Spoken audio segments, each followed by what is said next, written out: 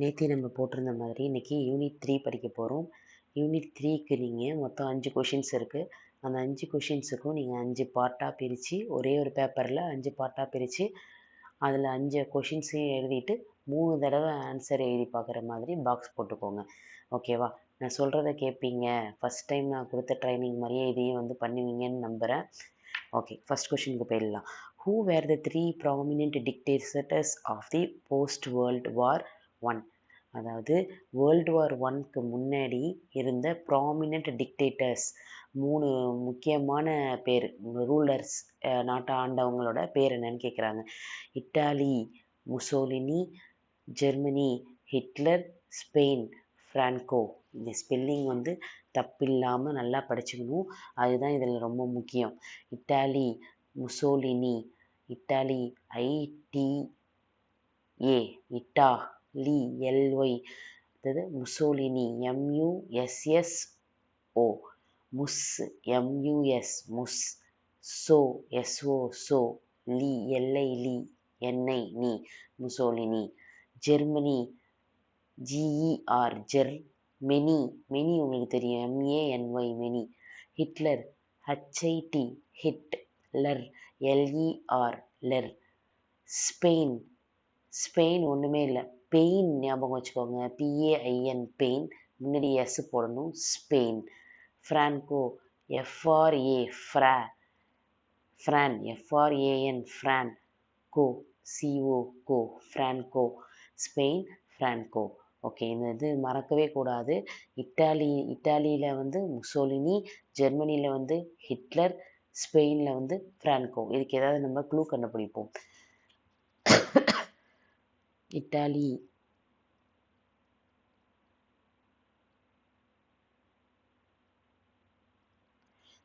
இதுக்கப்புறமா க்ளூ கண்டுபிடிச்சி நீங்கள் எனக்கு சொல்லுங்கள். ஓகேவா? அடுத்தது describe the Pearl Harbor incident. இது நம்ம ஏற்கனவே படித்தோம். இன்னொரு தடவை நான் உங்களுக்கு சொல்கிறேன், இன்னொரு தடவையும் படிச்சுக்கோங்க. Describe the Pearl Harbor incident. Pearl Harbor incident என்ன சொல்லணும்னா ஜப்பான் அட்டாக்டு. இந்த கொஷின் எப்படி வருது அப்படின்னா ஆன்சரை நான் சொல்கிறேன், முதல்ல எப்படி கட் பண்ணி படிக்கணுன்றதை சொல்லிடுறேன். ஜப்பான் அட்டாக் பண்ணாங்க. யாரை அட்டாக் பண்ணாங்கன்னு கேட்டால் அமெரிக்கன் நேவல் இன்ஸ்டாலேஷன்ஸ். அமெரிக்காவோட கப்பற்படைகளை வந்து கப்பல் சம்பந்தமான நேவல் அப்படின்னா கப்பல் சம்பந்தமான கடற்படை, அது சம்பந்தமான அவங்களோட அமைப்புகளை எல்லாத்தையுமே போய் ஜப்பான் அட்டாக் பண்ணுறாங்க. எந்த இடத்துலனா இன் பேர்ல் ஹார்பர் அப்படின்னு சொல்லிட்டு அமெரிக்காவில் இருக்கக்கூடிய ஒரு ஹார்பரில் அமெரிக்கன் நேவல் இன்ஸ்டாலேஷன்ஸ் எல்லாம் ஜப்பான் வந்து அட்டாக் பண்ணுறாங்க. அதுதான் பேர்ல் ஹார்பர் இன்சிடெண்ட். ஓகே, இன்னொரு தடவை படிச்சுக்கலாமா? ஜப்பான் அட்டாக் பண்ணுறாங்க. Japan attacked American naval installations.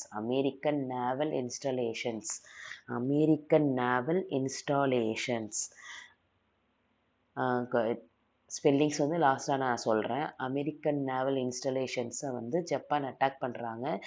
எந்த இடத்துலன்னு கேட்டிங்கன்னா பேர்ல் ஹார்பர். ஆக மொத்தம் நீங்கள் படிக்க வேண்டிய ஆன்சரே இவ்வளோதான், இது வரைக்கும் தான். என்ன? Japan attacked American naval installations. In மட்டும் போட்டுட்டு கொஷினை பார்த்து எழுத வேண்டியதான். Pearl Harbor incident. சரி, பேர்ல் ஹார்பர், அவ்வளோதான். இன்சிடெண்ட் இல்லை, பேர்ல் ஹார்பரில் நடந்ததுனால அது பேர் பேர்ல் ஹார்பர் இன்சிடெண்ட். ஓகேவா? இதை மறக்கவே கூடாது. ஜப்பான் என்ன பண்ணுறாங்க, உங்கள் கண்ணு முன்னாடி ஜப்பான் ஆர்மி வந்து அமெரிக்காவுக்கு நுழையிற மாதிரி ஒரு சீன் ரெடி பண்ணிக்கோங்க. அமெரிக்காவோட பேர்ல் ஹார்பர் அப்படின்ற ஒரு துறைமுகம் இருக்குது. அந்த துறைமுகத்தில் கப்பல்லாம் இருக்குது. அந்த நேவல் இன்ஸ்டாலேஷன்ஸ் எல்லாம் வந்து யார் வந்து எந்த ஆர்மி வந்து அட்டாக் பண்ணுறாங்க? ஜப்பான் வந்து அட்டாக் பண்ணுறாங்க அமெரிக்கன் நேவல் இன்ஸ்டாலேஷன்ஸை. எந்த இடத்துலனா பேர்ல் ஹார்பர் அப்படின்ற இடத்துல வந்து அட்டாக் பண்ணுறாங்க. புரியுதா? இப்போது ஸ்பெல்லிங் படிச்சுக்கணும். ஜப்பான் ஸ்பெல்லிங் உங்களுக்கே தெரியும். JAPAN, Japan. Attacked ATTA, attack. attacked, ATTACK, attack. எப்படி படிச்சுக்கலாம்னா AT at, TACK tack, ED attacked. Okay, AT at, TACK tack, ED attacked. American, American, மே, ME மே, கன், American. Novel, novel, novel. Installations, இங்கே தான் தப்பு பண்ணுவீங்க, அதனால் நல்லா படிச்சுக்கணும் இதை. இன்ஸ்டாலேஷன்ஸ், இன்ஸ்டாகிராமில் வர இன்ஸ்டா, லேஷன், LA லே, TION ஷன், இன்ஸ்டா, LA TION, இன்ஸ்டாலேஷன்ஸ். ஓகேவா? ஓகே, இந்த கொஷினையும் எழுதி பார்த்து ப்ராக்டிஸ் பண்ணிடுங்க. அடுத்தது, what do you know of beverage report? Beverage report ஏதோ ஒரு ரிப்போர்ட்டை பற்றி சொல்கிறாங்க, ஏதோ ஒரு அறிக்கையை பற்றி சொல்கிறாங்க. இந்த அறிக்கையை பற்றிலாம் நீங்கள் டீப்பாக எழுத வேண்டாம். இட் ப்ரப்போஸ்டு, இந்த அறிக்கை என்னென்னத்துக்கெல்லாம் வழிவகுத்துது. ப்ரப்போஸ்டு, இந்த வார்த்தை ஞாபகம் இருக்கணும். இந்த அறிக்கை எதை பற்றினதுன்னு தெரியாது, ஆனால் இது எதை பற்றி வலியுறுத்துது அப்படின்னு சொல்லிட்டு அதை மட்டும் தான் நீங்கள் எழுத போகிறீங்க. அதை எழுதி 1 மார்க் வாங்க போகிறீங்க. It proposed, PRO PO SED செட், ப்ரப்போஸ்டு. ஓகேவா? Proposed, it proposed, PRO PO SED செட், ப்ரப்போஸ்டு. இந்த அறிக்கை எதை வலியுறுத்துகிறது என்றால், எதெல்லாம் வலியுறுத்துது அப்படின்னு சொன்னால், ஹெல்த் கேர் ஒருத்தவங்களோட ஆரோக்கியத்துக்கு. அடுத்தது எஜுகேஷன், கல்விக்கு.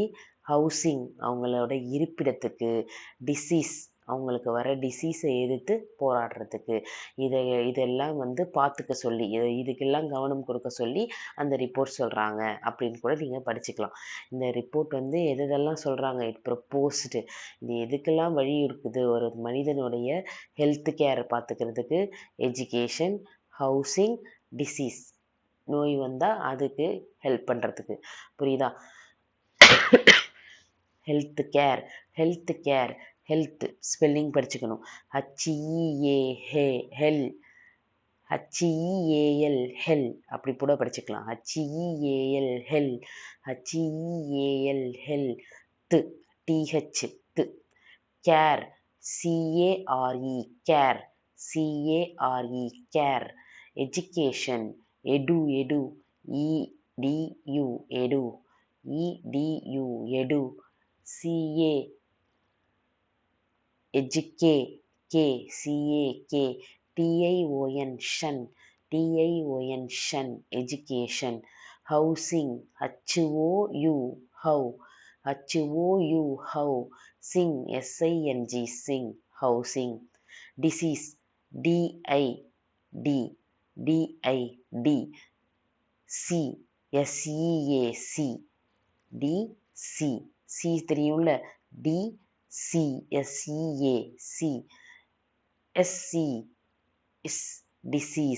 டிசீஸ். ஓகே, பிவரேஜ் ரிப்போர்ட் எதெல்லாம் வலியுறுத்துது?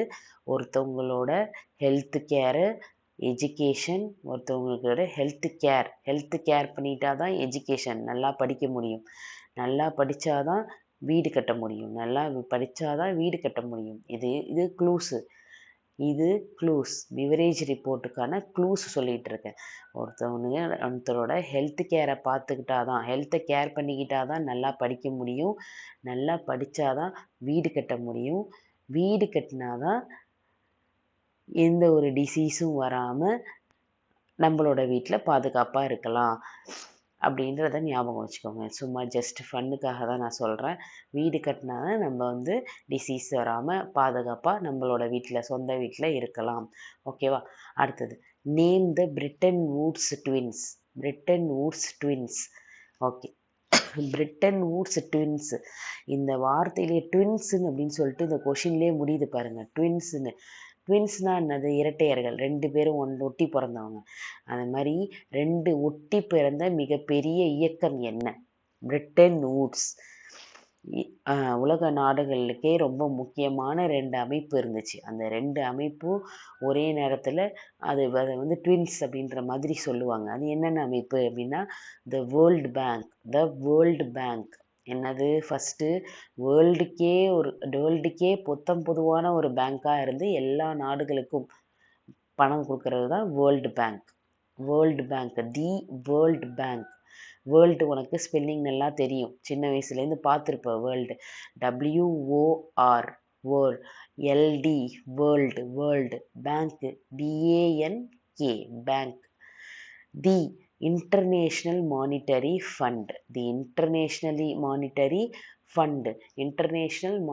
Fund.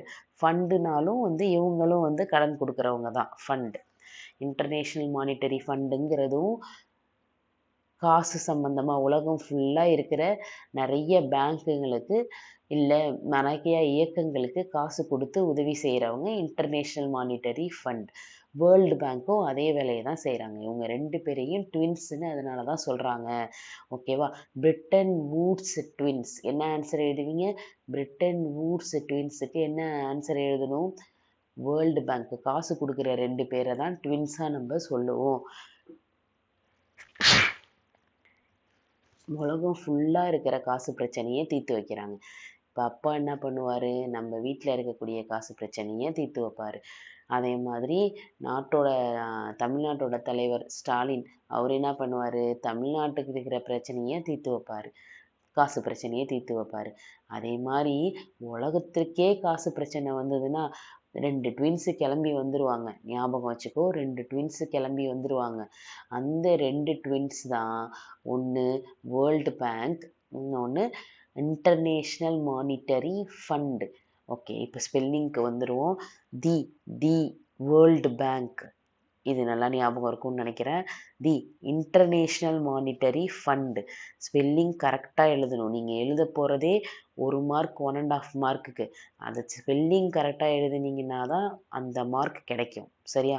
International Monetary Fund. Inter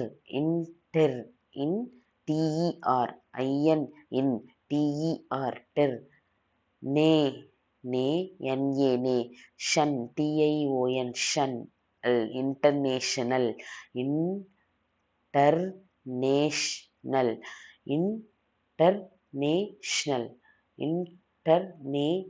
international monetary, MO, NE, ரி, monetary fund,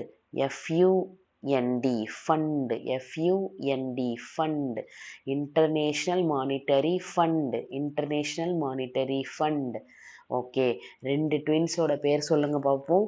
Britain Woods twins. ஒரே ஒரு கொஷின் ஹிஸ்ட்ரியில் ட்வின்ஸுன்னு வரும், அது இந்த கொஷின் மட்டும்தான். அதனால் ஈஸியாக நீங்கள் ஞாபகம் வச்சுக்கலாம்.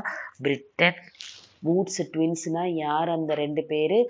ஒன்று World Bank, the World Bank. இன்னொன்று இன்டர்நேஷ்னல் மானிட்டரி ஃபண்ட். ஓகே, புரிஞ்சிருக்கும்னு நினைக்கிறேன். அடுத்ததுக்கு போயிடலாம். What are the objectives of IMF? The objectives of IMF is, அதாவது இங்கே பாருங்கள், IMFோட அப்ஜெக்டிவ் என்ன? IMFனா என்ன மீஸ் அப்படின்னா, பார்த்தோம்ல ட்வின்ஸு, 2வது ட்வின்ஸோட பேரை பாருங்கள், இன்டர்நேஷ்னல் மானிட்டரி ஃபண்ட். அதில் இருக்கிற ஃபஸ்ட்டு எழுத்து I, monetary M, fund F, இது 3த்தையும் சேர்த்தது தான் IMF. இந்த IMFோட அப்ஜெக்டிவ்ஸ் என்ன? அப்ஜெக்டிவ்ஸ்னால் என்னன்னா கொள்கை. எதனால் இந்த இயக்கம் வந்தது, இந்த இயக்கத்தோட கொள்கை என்ன அப்படின்றது தான் அவங்க கேட்குறாங்க. கொஷின் என்ன கேட்குறாங்க? IMFோட கொள்கை என்ன அப்படின்னு கேட்குறாங்க. த அப்ஜெக்டிவ்ஸ் ஆஃப், கொஷினை பார்த்தே எழுதணும். The objectives of IMF is to ensure, இதை மட்டும்தான் நீ எக்ஸ்ட்ரா படிக்க போகிற.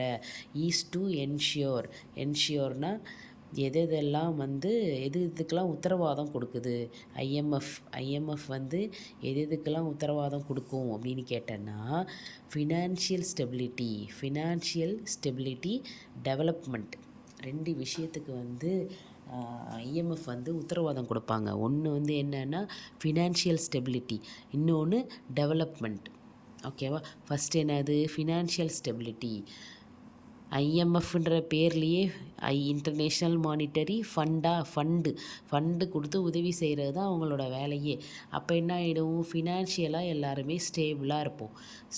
ஸ்டேபிள்னால் என்ன அப்படின்னா காசு நம்மக்கிட்ட இருந்துக்கிட்டே இருக்கும். காசு இல்லை அப்படின்னு சொல்லிட்டு பஞ்சமே நமக்கு இருக்காது.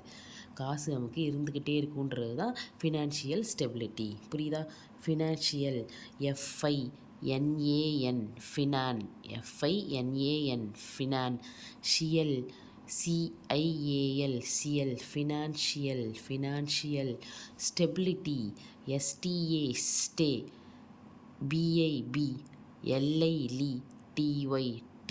Stability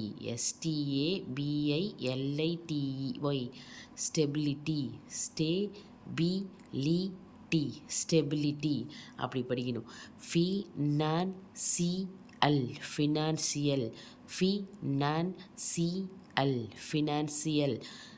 STA BIBLITY stability financial stability. பார்த்து படிக்கணும். ஃபினான்ஷியல்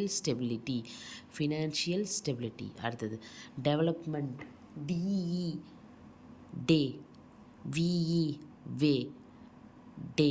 வே லப்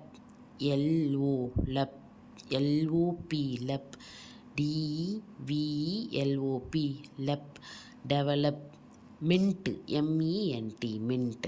ஓகே, ஐஎம்எஃப் வந்து 2 விஷயத்துக்கு உத்தரவாதம் தருவாங்க.